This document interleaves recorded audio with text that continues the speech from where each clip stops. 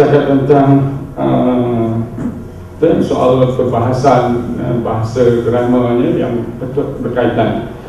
Kemudian ialah buku juga bagi saya dari psikologi. Kita nak memastikan anak-anak kita perlu diimbangkan dengan bahan-bahan yang setimpal, yang betul-betul mungkin dari segi H-nya holistik, iaitu pembangunan jasmaninya, pembangunan emosinya, pembangunan rohaninya, pembangunan inteleknya, dan pembangunan sosialisasinya. Kita mesti membuat satu penilaian ini, sejauh mana barangkali kita telah membekalkan tamadun kita ke arah itu. Kalau sekolah saya kira masih lagi menekankan kepada hanya pembangunan intelek saja, IQ-nya, tetapi pembangunan yang lain perlu ditekankan bersama. Ini bagi saya dunia penulisan ataupun dunia buku juga. Bagaimana kita nak melengkapkan di sekolah-sekolah tersebut, ataupun juga tamadun kita mesti insaf sedar untuk membangun secara seimbang. It's nice we have the falsafah, falsafah pendidikan dan menara untuk membangun secara imbang keseluruhannya, tetapi pada waktu yang sama kita masih menekankan pembangunan IQ-nya, tidak pembangunan jasmaninya, physical quotient. Kita perhatikan juga keperluan misalnya prasarana asas di sekolah. Ada sekolah misalnya tak mempunyai padang bola, ada sekolah barangkali tidak menekankan perlunya pendidikan jasmani. Walhal kalau kita lihat jangka panjang, untuk psikologi pembangunan kita mendapatkan manusia yang sehat, yang cegah. Dan kita mesti menekankan itu. Anak-anak mesti diberi ruang dan peluang untuk pembangunan jasmaninya. Tetapi bila kita katakan bila dah tamunya bila dekat peperiksaan, okey, tak payah physical education, pendidikan jasmani, semua masuk kelas, buat ulang kaji dan sebagainya. So ini bagi saya tak seimbang, dan saya tak heran misalnya akan datang kalau kita tidak memberi tumpuan pendidikan yang seimbang, maka generasi kita akan datang akan mempunyai penyakit 3G, iaitu gemuk, gedempo, gondol. Ini memang ada. Bagi saya cuba kita amati, sebab kita tak memberi dunia pembangunan buku yang seimbang pada kita diri sendiri. Kita bukan sahaja nak barangkali makan jasmani, tetapi nak juga makan rohani yang seimbang. Jadi kita perlulah fikirkan semula. Bagi saya lah, misalnya ini dunia yang kita hendakkan buku, kita pastikan kalau kita beli, mungkin kita sentiasa memikirkan, okey, kalau kita bawa anak-anak kita, kalau kita pastikan generasi akan datang, okey, mungkin satu buku untuk pembangunan jasmani, satu buku untuk emosi, satu buku untuk rohani, satu buku untuk intelek, dan satu buku untuk pembangunan kemasyarakatan misalnya lah, sebagai contoh. Ini kita mesti membiasakan diri kita lah. Iaitu kita, dan akhirnya tadi A yang accuracy, B yang barakah, C yang clarity, D yang drawing atau ilustrasi, E-book saya tekankan, F saya tekankan soal funding.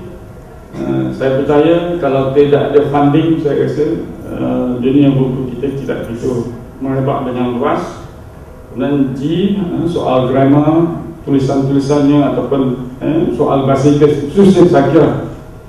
Kita walaupun kita ada dasar sekarang, bagi saya dasar memperkasakan atau mementabatkan bahasa Melayu, memperkasakan bahasa Inggeris, tapi soal implementation pada diri kita barangkali dan pada masyarakat kita belum nampak seimbang begitu.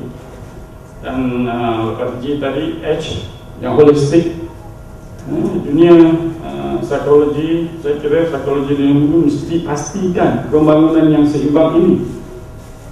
Jadi mungkin kita perlu membuat satu dasar memastikan Mungkin penerbit buku pastikan semuanya akan benahi sekali.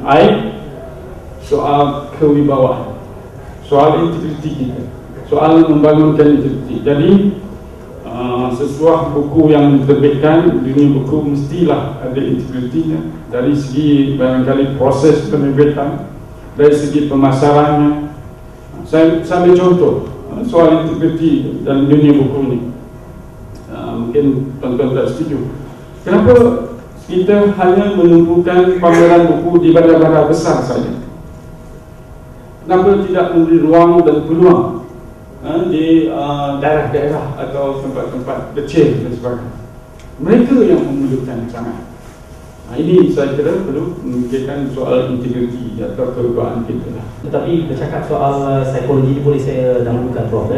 Kita bercakap soal psikologi dunia buku, tetapi yang elok juga buku itu kita tidak sekadar menghadkan ruang lingkupnya buku dalam konteks buku yang fizikal itu, kerana saya menganggap buku itu mewakili budaya baca. Jadi budaya baca itu juga mungkin boleh zahir dalam bentuk e-booknya, e-journal, internet dan segala macam, akhbar malah majalah. Jadi bukan hanya berarti kata buku. Jadi psikologi dunia pembacaan. Sebab ada garis pemisah yang jelas, Prof. Kalau bercakap soal psikologi ini, contohnya tuan-tuan, kalau kita pergi ke pesta buku, kita sekarang berada di tengah-tengah pesta buku, pesta yang paling besar lah dalam dunia buku di Malaysia. Tetapi kita harus melihatnya juga dalam konteks yang lebih luas, kerana pesta buku banyak, bukan ini saja. Mungkin ini yang paling dikenali. Justru apabila ada satu pihak yang membuat satu pesta lain, pesta buku di sini, dia bagi nama Expo Buku, ramai pihak yang menghubungi saya. Dia kata, kenapa pesta buku dah jadi kecil sekarang? Sebab pesta buku KL antarabangsa ini sudah sinonim dengan PWTC. Jadi bila ada pesta buku lain di sini, orang kata kenapa kecil? Walau saya kata, itu bulan 2 lain, kita ni bulan 4. Jadi psikologinya adalah ini adalah pesta-pestaan yang besar. Saya berjumpa dengan khalayak, ada parent 2 tahun lepas, sebab saya mengendalikan sekretariat Roy Kelantan.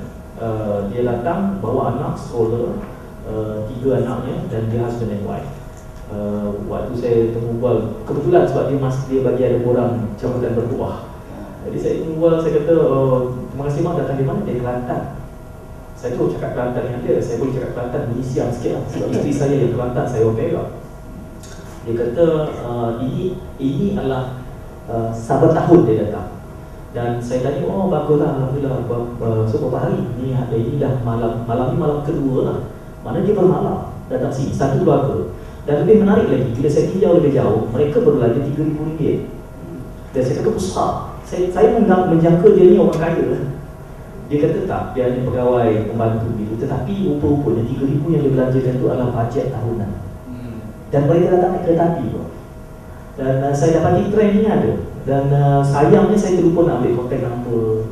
Ini bagi saya adalah the unsung heroes lah. Sebab mereka tidak glamour, mereka tidak mengulas buku di TV, tapi mereka inilah yang menjadi sumbu berita dan minyak tanah yang menghidupkan dunia pembacaan dan dunia buku tanah air. Kalau tidak, pastikan kami penerbit boleh menjual buku kalau tidak ada pembelinya. Tetapi dari segi satu psikologi yang lain yang saya agak gusar, kerana pesta buku kita masih dikotak-kotakkan. Kemudian kebimbangan saya yang lain dari segi psikologinya adalah begini. Saya meyakini bahawa garbage in, garbage out. Itu sudah banyak contoh mengatakan bahawa memang semua orang yang hebat, yang bijak itu membaca. Kita tak boleh menafikan itu. Nama-nama siapa saja, hatta pemimpin negara pun kita akan lihat mereka akan terdorong terpaksa membaca. Tetapi isunya adalah apa yang mereka baca. Kualiti, Prof ada menyebut sikit itu. Saya nak mengaitkan akhbar, sebab ini psikologi ya. Akhbar paling laris di Indonesia itu adalah Kompas. Kompas itu bandingannya di sini adalah utusan, kalau tidak pun berita harian. Bahkan sekarang ini mungkin bolehlah sinyal kot. Tetapi dari segi genre, dari segi editorial mungkin agak berbeza dari sini. Tapi kita kata kalau Kompas itu adalah utusan Malaysia. Tetapi secara berbanding, akhbar paling laris di Malaysia adalah Metro atau mungkin Cosmo, ya, yang tajuk utamanya adalah anak dirogol atas kubur gitu.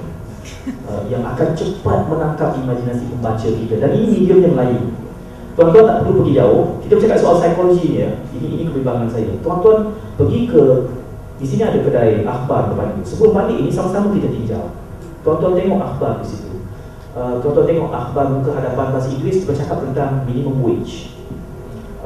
Kemudian DH akan bercakap soal MAS dan AirAsia swap deal dia dibatalkan, dan itu akan menjejaskan keyakinan pelapor kepada Malaysia sebab polisi yang flip-flop. Tuan-tuan akan tengok akhbar-akhbar tabloid dia bercakap soal video CCTV pemimpin pembangkang, dan kita meratah bahan yang ini.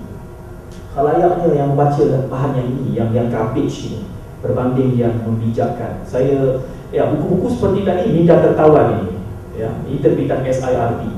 Saya yakin ramai juga yang tidak mengunjungi ke gerai gerak budaya mengenali Pak Chong atau siapa, dan buku seperti ini sangat sukar untuk menawan imajinasi pembaca.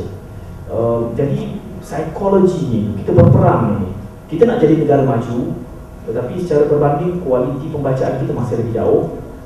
Ini pesta buku terbesar, tapi genre-nya masih sangat populis. Yang popular adalah penulis popular. Mungkin kualiti sastra masih lagi rendah. Tadi ada banyak tarikan dari segi orang pada menyebut dari segi barakah, akurasi, kandungan, itu semua berkait dengan intinya. Jadi saya lihat bahawa isyarat pasaran menggambarkan dari segi psikologi pembaca Malaysia Melayu Muslim, kita masih di takah itu. Kita belum boleh memecah benteng buntu ini. Walaupun kita berbangga bahawa pengunjung pesta buku 1.8 juta sasarannya tahun ini, tetapi saya nak balik kepada elemen psikologi yang Prof sebut. Kita harus mengangkat juga. Jadi mungkin Prof boleh bantu memberikan sedikit pencerahan dalam konteks kualiti ini vis-a-vis berbanding kuantiti. Saya nak tambah satu kebimbangan lagi lah mengenai buku bahasa Inggeris yang nak diterapkan ke remaja lah, basically. Sebab saya dulu remaja memang baca buku bahasa Inggeris, tapi apa yang saya baca masa zaman remaja dah tak jadi hip sekarang. Lepas tu saya ada cuba membaca hip buku yang remaja sekarang baca, dan elemen yang diterapkan tu sangat membimbangkan. Even dia orang mungkin sebab Malaysia sendiri tak ada buku tu, so kita terpaksa ambil daripada luar negara. So elemen-elemen seperti gay, seks bebas memang di buku tu sangat laris. Even remaja tu, itu salah satu kebimbangan lah saya nak kongsi. Bismillahirrahmanirrahim. Assalamualaikum warahmatullahi wabarakatuh, Prof. Saya ingin mencadangkan, selain daripada buku-buku semasa yang kita ada ni, kita juga perlu mengadakan tinjauan terhadap buku-buku yang ataupun manuskrip lama yang telah kita terbitkan sejak sekian lama. Sebab kalau kita lihat kita meninjau ketamadunan Melayu ni pun, ia adalah ketamadunan bahasa. Jadi kalau kita lihat karya-karya Agung Silam tu, dia banyak mencirikan peribadian jati diri kita. Jadi selain daripada anak-anak, selain daripada orang dewasa umum, para sarjana kita juga perlu dididik untuk meninjau kita punya karya-karya daripada ketamadunan kita sendiri, bukan sekadar daripada barat semata-mata. Kebanyakannya remaja sekarang dan kanak-kanak lebih gemar baca komen bahan desain. Alasan mereka untuk baca buku-buku yang macam yang Prof galakkan tadi itu, bagi mereka alasan mereka kata cara penyampaian penulis agak heavy lah, benar. Satu lagi membosankan. Jadi saya nak tanya pendapat Prof lah tentang situasi ini, dan saya sebagai generasi muda lah kan, apa yang perlu saya buat untuk atasi benda ni. Dan satu lagi tentang falsafah pendidikan kebangsaan. Kalau kita baca falsafah pendidikan kebangsaan, dia mengembangkan 5 aspek. Pertamanya satunya intelek, dan satu lagi ialah akhlak, menjadikan belajar akhlak mulia. Jadi saya nak tahu peranan buku dalam membentuk akhlak remaja sekarang. Terima kasih. Saudara atau saudari sama dengan saya juga, memang kita memang ada. Soalnya sekarang bagi saya lah, kita perlukan pendekatan bersama, individual approach dan juga collective approach. Sebab itu saya dalam PIPG saya mengatakan selalu tanggungjawab ibu bapa secara individu dan tanggungjawab ibu bapa secara kolektif. Ada satu kumpulan yang insaf antara kita ini membuat yang saya katakan menilai, memberi grade, membuat apa kata categorization buku-buku yang barangkali ada permasalahan atau cabaran yang sepatutnya tidak disebarluaskan kepada generasi kita. Jadi ini perlu. Sebab itu saya katakan tadi, kalau dalam filem-filem ada lembaga penapis filem, mungkin perlu juga secara, kalau kita nak menunggu kerajaan barangkali agak melengah-lengahkan untuk menerbitkannya. Tetapi mungkin kita mengharapkan dari persatuan-persatuan NGO perbahasaan atau perbukuan boleh secara voluntari mewujudkan ini dan membuat penilaian dan juga menghebahkan perkara ini. Jika perlu, buku-buku tersebut diharapkan. Macam juga, sorry to say, one time kita menyorakan ada satu lagu yang saya sendiri bagi pihak-pihak mengharamkan, mencadangkan mengharamkan lagu itu supaya disiarkan, dan nampaknya kerajaan mengambil tindakan tersebut. Ini sebagai unsur yang tadilah kalau boleh kita kurangkan. True, memang berlaku, tapi bergantung kepada barangkali pengisapan dan juga bimbingan guru-guru dan juga ibu bapa di situ untuk menilai dan juga memastikan buku-buku bermutu itu saja untuk dipaksa ataupun diwujudkan di perpustakaan. Mungkin kalau saya ambil tibaran anak saya sendiri, sebab di Kolej Usia, kita semakan, pilihkan, dapatkan buku-buku yang barangkali bila kita sudah in passing, browse through, mungkin daripada kulit buku belakang tentang kontennya, maka kita lepaskan suruh dia baca. Dan sebanyak bila mungkin kita galakkan masa sekolah rendah, bila dah sekolah menengah dia sendiri memilih sendiri. Itu satu cara lah. Soal buku lama dan manuskrip lama, memang saya bersetuju. Saya ambil contoh Koperasi Kedai Buku Musim Melayu baru-baru ni kita menerbitkan semula buku Zahra 3 set yang tentang nilai dan sebagainya, perangai menentukan peribadi, itu tajuknya. Kita bukan sahaja menerbitkan dalam bahasa Melayu semula, tetapi juga dalam Jawi dan juga bahasa Inggeris. Kalau nak beli ada di gerai kita tingkat 4. Jadi memang saya setuju. Misalnya buku-buku daripada Tenang Effendi banyak menceritakan tentang hal-hal jati diri Melayu, tapi kita tak dihebahkan begitu meluas pada kita. Prinsipnya memang saya setuju. Kita nak memastikan baik kepada saya kata, you kata jati diri, bagi saya akidah. Sama tu, maksudnya kita nak memastikan kita punya jati diri betul pada foundation yang kuat, yang kukuh. Jadi perlu kerajaan memberi keutamaan untuk menerbit semula dalam bentuk barangkali ejaan yang ataupun pembacaan yang difahami sekarang. Memang saya bersetuju lah hal ini. Manuskrip yang lama, kalau kita dapat kadang-kadang menerbitkan juga dalam bahasa-bahasa yang asing, bahasa Cina khususnya, biar dia faham tentang kita, tapi tak tahu sejauh mana dia akan membacanya. Mungkin kita beri keutamaan menerbitkan dalam bahasa Inggeris, dia faham. Misalnya kita ambil the latest buku Doctor in the House, Doctor in the House, Doktor Umum diterbitkan, dia lain dia dia yang Melayu ni, tapi diterbitkan dalam bahasa Inggeris juga. Ya, saya setuju. Tapi itu yang diterbitkan. Tapi rohnya ataupun mesej yang disampaikan, saya kata mungkin tak 100% sampai. Tapi mesej itu sampai untuk barangkali keharmonian dan jati diri profession tersebut, dan juga menceritakan bahawa profesional Melayu boleh melakukannya, dan tidak ada barangkali pilih kasih ke keadilan di tempat jelas ditunjukkan di situ. Soal remaja, ini perlu kita barangkali sudah menghadap ke arah itu. Kalau sekarang ini pesta buku secara umum, kita ada juga pesta buku untuk kanak-kanak, ya? Dan barangkali mungkin satu ketika pesta buku remaja. Dan disitulah saya kira kita dapat didedahkan psikologi kanak-kanak, psikologi remaja, soal komen. Komen ialah pendedahan awal saya kira, tetapi mestilah pastikan unsur-unsur nilai dalam komen itu selaras dengan nilai kita. Jangan ikut saja atau terjemah saja komen-komen di Jepun Barat dan sebagainya. Yang penting ialah perlu ada barangkali penapisan nilai daripada komennya.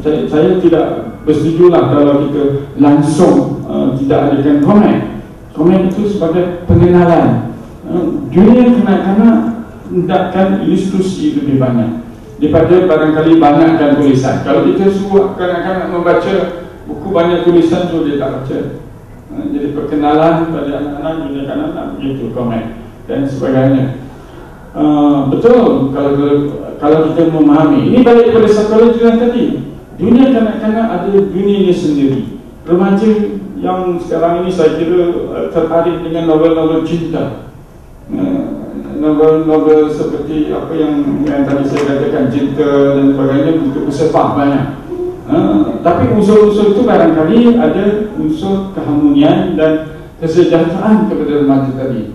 Dan saya harap, saya pernah membaca dan memang membaca pun novel-novel itu, saya kira ada unsur-unsur kekeluargaan yang baik diserapkan, ada unsur-unsur keagamaan dimasukkan dalam itu. Saya rasa ini patut digalakkan, dan dari situ pembacaan ini kita mengharapkan the next stage mereka akan juga, sebab itu saya katakan yang holistik, yang perlu pembangunan yang seimbang. Balik kepada falsafah pendidikan tadi, soal pembangunan akhlak, sebab kita sekarang menekankan pembacaan untuk peperiksaan. Tapi kalau kita fikirkan soal tanggungjawab kita sebagai khalifah, sebagai menekankan jati diri dan menekankan, kita ambil iktibar bagaimana Islam berkembang di Mekah, menekankan jati diri, menekankan akidah. Di Madinah baru menekankan tentang pembangunan material, di situ pembangunan rohani perlu. Tetapi kita tidak menekankan itu. Cuba tanya diri kita, patut atau tidak orang Islam didedahkan, dimestikan Arab, bahasa Arab? Bagi saya mesti, dan mesti kan anak-anak kalau boleh, bagi saya mesti lulus pengajian Islam, tak boleh dibiarkan. Jadi tanggungjawab kita. Jadi kita pastikan kita ada kuasa barangkali, dan kita nak pastikan generasi akan datang betul-betul menjalankan dasar-dasar yang kita kendaki. Dan kita di sini tidak tahu kalau Melayu mesti Islam, dan Islam mesti dilaksanakan dan penghayatannya. Cuba bayangkan kalau kita dahulu ada peluang belajar bahasa Arab, tapi kita tidak diberikan, tak ada peluang. Jadi kita harapkanlah, sebab itu bagi saya, kalau nak perkasakan sekolah kebangsaan, mesti bagi saya bahasa Melayu, bahasa Inggeris, bahasa Arab mesti diperkenalkan dan diberi peluang dan leluang. Dan kalau boleh juga bahasa Cina dan bahasa India. Di situ nanti semua akan datang ke sekolah kebangsaan, dan bersatu kita. Saya kira tak adalah sekarang ni, maaf mengatakan, kita ada wasangka. Kalau orang Melayu dengan Cina, bila Cina jumpa Cina, dia cakap bahasa Cina, itu dah wasangka. Itu juga bahasa Tamil orang India, bila dia jumpa kawannya, dia cakap dengan bahasa kita tinggalkan, tak tahu. Itulah, jadi perlu. Jadi balik kepada falsafah pendidikan kebangsaan tadi saya katakan, kalau kita nak membangunkan kita, masalahnya sekarang sistem, ini sistem kita masih lagi, sistem pendidikan kita masih menilai, memberi keberatan kepada IQ, bangunan akademik semata-mata. Sekarang okey, kerajaan kata 10% saja bila nak masuk universiti diberikan tentang pencapaian dari segi co-curriculum, ini berkaitannya, tapi tak mencukupi. Mana yang dikatakan seimbang tadi, masih lagi tak seimbang. Jadi bagi saya tak heranlah apa yang berlaku. As I said earlier, the science sekarang ini, tanda-tanda bagi saya lah, mungkin pencemaran udara, pencemaran air, pencemaran bisingan, dan bagi saya balik berpunca mungkin pencemaran akidah. Islam menekankan bersihnya hati, bersih semuanya. Jadi bila kita tidak fokus kepada pembangunan insaniah keseluruhan, kita cakap saja pembangunan untuk insan, tetapi penekanan kita masih bukan insan, masih lagi material. Ini perlu kita fikirkan. Dan saya rasa untuk kita bersama-sama menekankan, alhamdulillah saya nampak banyak novel-novel sekarang diselitkan banyak ayat Quran, sunnah Nabi dalam novel-novel tersebut. Tapi kita harapkanlah mereka akan lebih insaf tentang jati diri itu sendiri. Untuk ini, tuan-tuan, sekarang kita diajar apakah cadangan-cadangan untuk penambah baikan sistem pendidikan. Ini salah satunya lah. Di antara cadangan saya baru ini adalah masuk sekolah mesti lebih awal dari sekarang. Ini psikologi juga. Kalau anak-anak masuk awal, jadi dia suka membaca dari awal, maka akan lebih baiklah untuk membaca lebih awal. Kalau kita lihat kenapa Tuhan turunkan Iqra saja. Tadi saya katakan kita renungkanlah bangsa kita. Kita tahu bahasa Arab, kita boleh baca Al-Quran. Sorry to say, maknanya kita tak tahu. Apatah lagi penghayatan. Jadi di situlah saya kira. Take for example konsep kebersihan saja. Kebersihan itu memang digalakkan, faham. Tetapi soal pembinaan, lihat solusi surau masjid, tempat R&R kotor, tak bersih. Padahal Islam menekankan pada itu. Malah kalau kita nak melihat ciri-ciri Islam, pergi kita ke negara bukan Islam. Jepun sebagai contoh, ikan mentah-mentah boleh makan, bersih. Kita boleh makan ikan kat sini, berani. Saya rasa tak berani. So, lihat bagaimana bersihnya persekitaran di Jepun. Tapi kita lihat persekitaran kita, bila ada demo, tengok sampah. Bila main bola, tengok lepasnya apa dia. Where is the concept of jagaan kebersihan? Itu sebagai contoh lah. Jadi di situ barangkali mungkin hati kita belum bersih. Jadi kita, bagi saya lah, kalau betul-betul nak gunakan dunia buku sebagai pembangunan rumah semula, saya kira perlu bersih hati dan juga jati diri juga. Hal yang kemudian boleh mudah dibangunkan. Dan kita ambil iktibar, orang kata iktibar Islam sendirilah.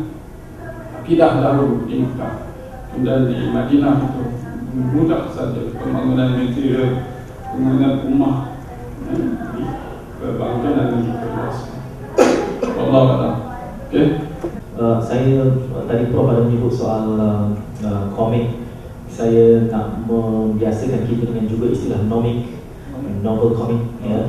Novel comic sebenarnya banyak dah sekarang ni istilah-istilah bagaimana dunia buku itu sedang berubah, termasuk dari segi psikologinya.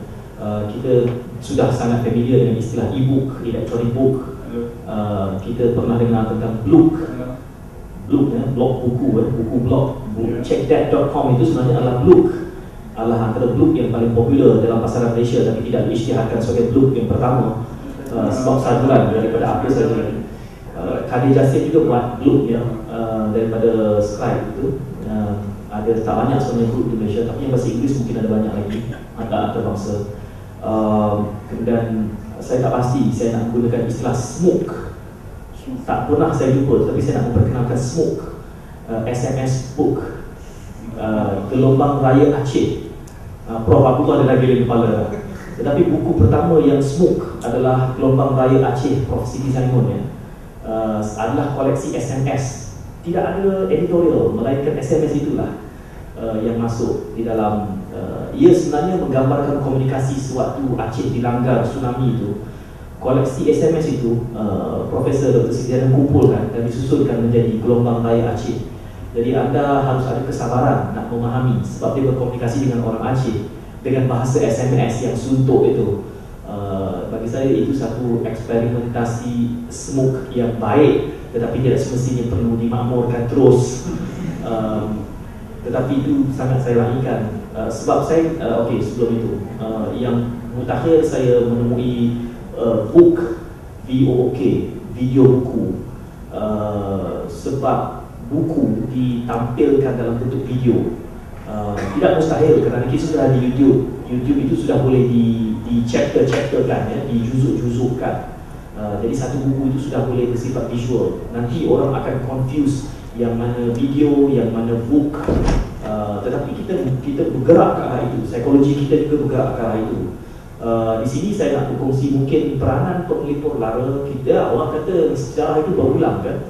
Jadi selepas ini kalau orang nak bercerita, minda tertawan itu, penulis itu akan bercerita dan dijadikan chapter-chapter dan diletak dalam bentuk book, dan dia jadi book di YouTube tu.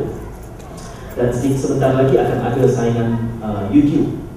Dalam konteks ini saya teringat buku Nesbitt bila dia bercakap tentang mindset. Dia mengatakan bahawa masa depan akan bersifat visual. Saya cuba menangkap isyarat di situ bahawa kita semakin kurang bahasa, kita semakin kurang istilah.